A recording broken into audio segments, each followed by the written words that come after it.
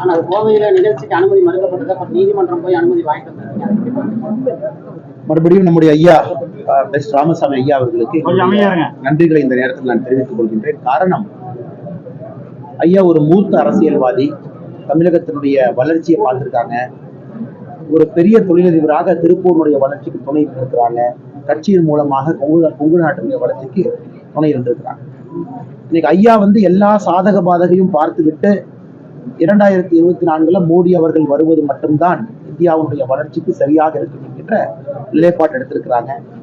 அதே நேரத்துல ஐயா அவர்களுக்கு நான் தொலைபேசி மூலமாக சொன்னேன், ஐயா நாங்க தான் உங்களை வீட்டில் வந்து பார்க்கணும், நீங்க சிரமப்பட்டு வெளியே வராதிங்க, உங்களை துன்புறுத்தி கொள்ளாதீர்கள், நாங்களே வருகின்றோம் என்று சொல்லி இன்னைக்கு ஐயாவுடைய இடத்துக்கு வந்திருக்கோம். எங்களுடைய அழைப்பை ஏற்று சேலம் நம்முடைய பாரதிய ஜனதா கட்சியினுடைய மாநாடு நாளை மறுநாள் காலை வருவதற்கு ஐயா இசைவு சொல்லியிருக்காங்க. அதற்கும் கட்சியின் சார்பாக நன்றிகளை தெரிவித்துக் கொள்கிறேன். பண்ண கேட்ட கேள்வி ஏன்னா, ஒரு ஜனநாயகத்துல அந்த நாட்டினுடைய பிரதமர், நாட்டினுடைய முதலமைச்சர் மக்களை சந்தித்தால்தான் அந்த ஜனநாயகம் வலிமை பெறும். மோடி அவர்கள் பார்த்தீங்கன்னா இந்தியா முழுவதுமே மக்களை சந்திக்கிறாங்க. நேற்று முன்தினம் கூட ஹைதராபாத்ல மல்காஜ்கிரி அப்படிங்கிற இடத்துல மோடி அவருடைய ரோட் ஷோ நடந்துச்சு. ஸோ எல்லா இடத்துலையும் நடந்துகிட்டு இருக்கு. ரொம்ப விசித்திரம் என்னன்னா, இவங்க ரோட் ஷோ தடுப்பதற்கான கூறி இருக்கக்கூடிய 4 காரணங்கள் தான் ரொம்ப விசித்திரம். இந்தையும் கூட அது எந்த அளவுக்கு மாநில அரசு திமுக கட்சி தூண்டுதலின் பேரில் கோயம்புத்தூர் நகரத்தினுடைய காவல்துறை அந்த நோட்டீஸ் கொடுத்திருக்காங்க. அது ஒரு 4-5 மணி நேரத்துல சென்னை உயர்நீதிமன்றத்துல அந்த நோட்டீஸை ஸ்டே பண்ணி உயர்நீதிமன்றம் காவல்துறைக்கு கண்டிஷனோடு இந்த மாதிரி உடனடியாக நீங்க அனுமதி கொடுக்கணும் அப்படின்னு கண்டிஷன் போட்டிருக்காங்க. அதன்படி அனுமதி கொடுக்கப்பட்டிருக்கிறது. நாளை ஒரு அற்புதமான பாரத பிரதமர் அவருடைய சாலை வழியாக மக்களை சந்தித்து மக்களுடைய ஆசையை பெறுவதற்கு பிரதமர் வர்றாங்க.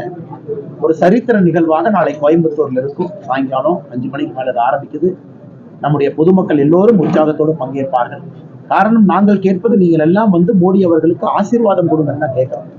நாளை கோயம்புத்தூருடைய மக்கள் கொடுப்பார்கள் என்கின்ற முழு நம்பிக்கை எங்களுக்கு இருக்கு.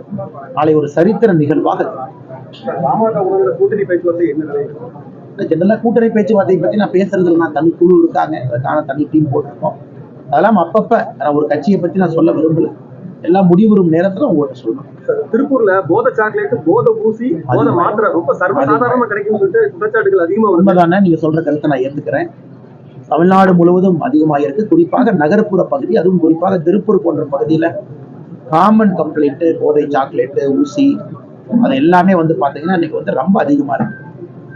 இதை பத்தி பேசினா முதலமைச்சர் மேல என்ன போடுறாரு? கிரிமினல் டிஃபமேஷன் கேஸ் போடுறாரு. இதை பத்தி நீங்க பத்திரிகை நண்பர்கள்ட்ட பேசி நடவடிக்கை எடுங்க. நாங்க எல்லோருமே 15 மணி நேரம் கொடுத்து செலவு செய்து கொண்டிருக்கின்றோம் ஒரு வாரம் முழுவதும். முதலமைச்சர் அவர்கள் இதை பற்றி பேச வேண்டிய முதலமைச்சர் இதை பத்தி பேசுற எங்க மேல கிரிமினல் டிஃபமேஷன் கேஸ் போடுறாங்க. அதான் விந்தை இது. அதனால் மாநில அரசு நடவடிக்கை எடுக்க தவறிவிட்டார்கள் என்பது வெட்ட வெளிச்சமாக தெரியுது. அதுவும் இந்த 2024 பாராளுமன்ற தேர்தலை பிரதிபலிக்கும்.